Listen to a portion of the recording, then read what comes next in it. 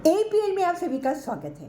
तो आज मैं बात करने जा रही हूँ आईपीएल ऑक्शन की। अरे भाई, जो इस बार का आईपीएल का ऑक्शन हो रहा था उसे देखकर मेरी आंखें फटी की फटी रह गई। भाई, बहुत अच्छी बात है कि हमने ना फॉरेन प्लेयर्स को जो हम भर भर के करोड़ देते रहते हैं, करोड़ देते रहते हैं, इस बार हमने अपने इंडियन प्लेयर्स को ही करोड़ बांटे। सबसे हाईएस्ट जो हमारे गए हैं ऋषभ पंत, अश्के भाई अश्के 27 करोड़। ओ माय गॉड, मुझे तो मतलब चक्कर से आ रहे थे। वो जिस तरह से चक्कर गोल गोल घूम के जिस तरह से खेलते हैं, तो उनको 27 करोड़ दे दिए गए हैं। इसके बहुत क्लोज उनके गए हैं श्रेयस अय्यर। श्रेयस अय्यर को भी कुछ 26-26 करोड़ मिले हैं। उसके बाद सबसे बड़ी बात मैं आपको बताऊं, केकेआर ने तो कमाल ही करा। केकेआर के उनके अपने प्लेयर वेंकटेश अय्यर को उन्होंने रिटेन नहीं किया और उसे ऐसे रिलीज़ कर दिया, और उस बाद में उसे कुछ 22-23 करोड़ देके खुद ही खरीद लिया। मतलब केकेआर का तो मतलब थोड़ा अजीब सा सिस्टम लगा मुझे। इसके बाद मैं बात करने जा रही हूँ, सारे मतलब काफ़ी सारे प्लेयर इधर के उधर हो गए। मतलब बोलते हैं ना कि अपने हाथ घर से धक्का देके उनको दूसरे के घर में भेज दिया। उसमें से सबसे बड़े जो प्लेयर हैं जिनके लिए मुझे बड़ा फील हुआ वो थे सिराज। वो है ना बैंगलोर में थे, बैंगलोर ने उन्हें रिटेन नहीं किया और फिर ख़रीदा भी नहीं। और जो सिराज है वो इतने इतने ज़्यादा मतलब बैंगलोर के लिए शुरू से खेलते रहे हैं और उनके लिए बहुत ही ज़्यादा सेंटिमेंट रखते थे। पर भाई, ये गेम है, यहाँ पे किसी के सेंटिमेंट की कोई वैल्यू नहीं है। सिराज काफ़ी दुखी भी हुए, मगर सिराज आप दुखी होने की कोई ज़रूरत नहीं, आप बेटर टीम में गए हैं। इसके अलावा मैं देख रही हूँ कि काफ़ी सारे प्लेयर जो सफल हुए हैं, उनमें राजस्थान रॉयल्स के लिए मुझे कमाल लगा। उन्होंने बटलर को रिटेन नहीं किया और उसे बाद में ख़रीदा भी नहीं।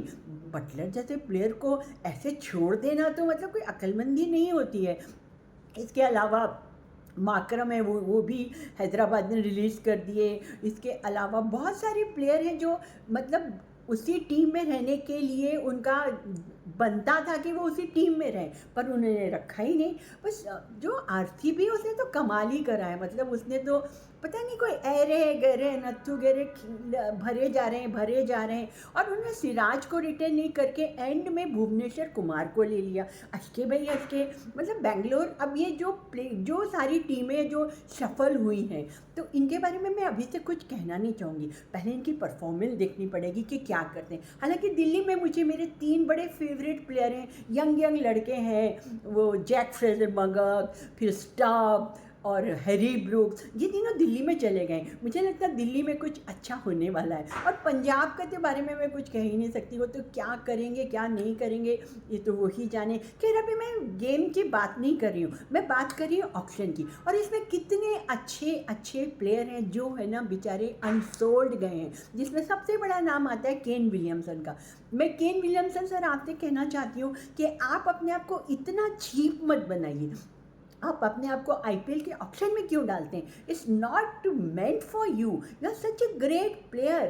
तो आपको अपने को आईपीएल में नाम नहीं डालना चाहिए। स्टीवन स्मिथ को भी अपना नाम नहीं डालना चाहिए। पता नहीं वो अपना आईपीएल में नाम डाल के अपनी इंसल्ट क्यों कराते हैं। और डेविड वार्नर आप इतना अच्छा मतलब खेल चुके हैं, आपका इतना अच्छा कैरियर रहा है, उसके बाद क्यों आप आईपीएल के भूखे हैं? ना आपके पास पैसों की कमी है, ना आपके पास रेस्पेक्ट की कमी है, तो फॉरगेट आईपीएल। इसके अलावा मुझे सबसे ज़्यादा दुख जो हुआ है, एक यंग प्लेयर का जो कैरियर ख़त्म किया है ना, वो है पृथ्वी शा। पृथ्वी शा दिल्ली में थे, कम से कम दिल्ली में उसे उसकी बेस प्राइस पे तो खरीद सकते थे, पर उन्होंने वो तक नहीं किया। और पृथ्वी शा अपनी 26 ईयर के कैरियर में मतलब उनका कैरियर ही ख़त्म कर दिया ना आपने एक तरह से। मैंने सुना है कि वो बड़ा मिसबिहेव करते थे, वो डिसिप्लिन नहीं करते थे। अरे, ज़िंदगी में बहुत कुछ इंसान करता है, पर बेस प्राइस पे आप पृथ्वी शा को ले सकते थे, आपने उनका कैरियर ख़त्म किया। दिस इज़ आईपीएल का मतलब। आप कभी अपने अपने कैरियर को लेकर आईपीएल पे डिपेंड मत रहिए कि अरे और कुछ नहीं हुआ तो हम आईपीएल खेलेंगे, तो ये भ्रम अब तोड़ दीजिए। इसके अलावा मैं बात करूँगी, एक उन्होंने 13 साल के प्लेयर को लिया है। आप सोचिए, उसका आप बचपना खराब कर रहे हो और उसको कोई 1.5 करोड़ दे दिए हैं। मैं समझ नहीं पा रही हूँ कि 13 साल के प्लेयर को आईपीएल में ऑक्शन में ले लेना कहाँ की अक्लमंदी है। आप सोचिए, उसका बचपन भी नहीं ख़त्म हुआ, अब आगे जाके आप उसके साथ भी पृथ्वी शॉ के जैसा ही बिहेव करने वाले हैं। और उसका मतलब कैरियर अभी से आपने उसको सपने दिखा दिए कि आपको 1 करोड़ मिल गए हैं। तो 13 साल का बच्चा जिसका बचपन है, जो पढ़ेगा लिखेगा भी नहीं, कुछ भी नहीं करेगा, और आगे जाके आप उसे ना खिलाएंगे ना कुछ करेंगे और उसका कैरियर ख़त्म करेंगे। तो मैं आईपीएल में लोगों से रिक्वेस्ट करना चाहती हूँ कि लोगों का बचपन मत छीनिए। आपने जिस तरह से पृथ्वी शॉ का कैरियर ख़त्म किया है आईपीएल ने, उसके लिए मैं बहुत ही ज़्यादा दुखी हूँ, क्योंकि इतने कम उम्र में आपने उसका कैरियर ही ख़त्म कर दिया। जितने भी रेस्पेक्टेड हमारे बड़े बड़े प्लेयर हैं, उनसे मैं यही रिक्वेस्ट करूँगी कि आप प्लीज़ अपने आप को आईपीएल में नहीं डालें, क्योंकि आईपीएल अभी ऐसा नहीं रह गया है कि सिर्फ ऑक्शन नहीं रह गया, ये कि ना, अब सॉरी टू से कि तो धंधा जैसा बन गया है। कि मतलब धंधा जैसे होता है ना कि वहाँ पे अपन बोली लगाते रहते हैं, या फिश मार्केट में जाके फिश मार्केट की बोली लगाते हैं कि अरे ये इतने में दे दो, ये उतने में कर दो, इसको मत लो, ये तो ख़राब है, फलाना है, ढिमका। इस तरह का हमारा आईपीएल का हाल, ऑक्शन का हॉल हो गया है, हॉल नहीं सॉरी हाल हो गया है। और मैं जो कहती हूँ कि वैसे मैं एक बात से बड़ी खुश हूँ कि हमारी इंडिया का जो आईपीएल है, this is the most successful franchise in the world.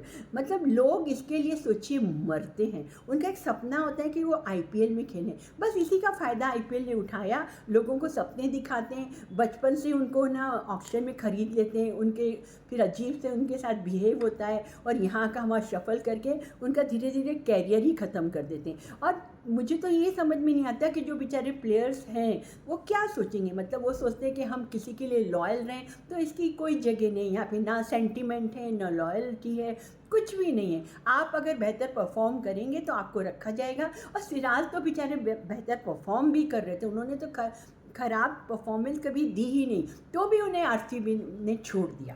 अब ये क्या सिस्टम है, ये क्या करना चाहते हैं? ये तो है ना भाई, आईपीएल में जो बड़े बड़े बैठे रहते हैं, जो चश्मा लगा के यूँ करके हेंक करके जो बैठे रहते हैं, ये वही जाने। और उनको लगता है कि उनके पास पैसा है तो किसी की भी इंसल्ट कर सकते हैं, किसी के लिए हैं नहीं चाहिए ऐसा कर सकते हैं। तो प्लीज़ ये तो अभी चलता ही रहने जाएगा, और डे बाय डे जो ऑक्शन के जो सिनारियो में देखती हूँ वो ख़राब होते जा रहे हैं। पहले थोड़ी बहुत डिसेंसी भी हुआ करती थी, पर अब तो ऐसे मतलब था कि चल तू जा, चल तू जा, ये सारा एटीट्यूड हो गया है। तो खैर हमारा आईपीएल वैसे चलता रहेगा। वो आईपीएल जो biggest franchise in the world है, और इंडिया के पास भर भर के पैसा है, तो मत सोचिए कि इंडिया बेचारे पुअर कंट्री है। जी नहीं, जिनके पास पैसा है उनके पास भर भर के, और जिनके पास नहीं है उनके पास 2 वक्त की रोटी खाने के लिए भी पैसे नहीं है। तो ये तो हमारे आईपीएल ऑक्शन की बातें जो मेरे दिल में लगी जाके। मुझे थोड़ा अजीब भी लगा, कुछ प्लेयर्स के लिए फील भी हुआ,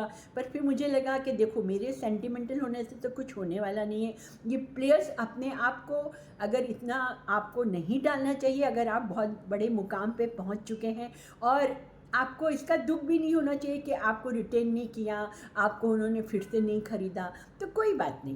तो ये आईपीएल ऑक्शन की बातें थी। अब मैं आपको बहुत जल्दी मिलती हूँ किसी अच्छी से फिल्म के रिव्यू को लेके, वेब सीरीज़ के रिव्यू को लेके। आप अपना ध्यान रखें, प्यार से रखें, प्यार से रहें, दुनिया में सबके लिए दुआएं करें, और मुझे दुआओं में याद रखें। मेरे यूट्यूब चैनल को जाकर सब्सक्राइब करें, और आप अपने कमेंट्स में बताएं कि आप इस आईपीएल ऑक्शन के बारे में क्या सोचते हैं। सो गाइस, तब तक के लिए बाय बाय।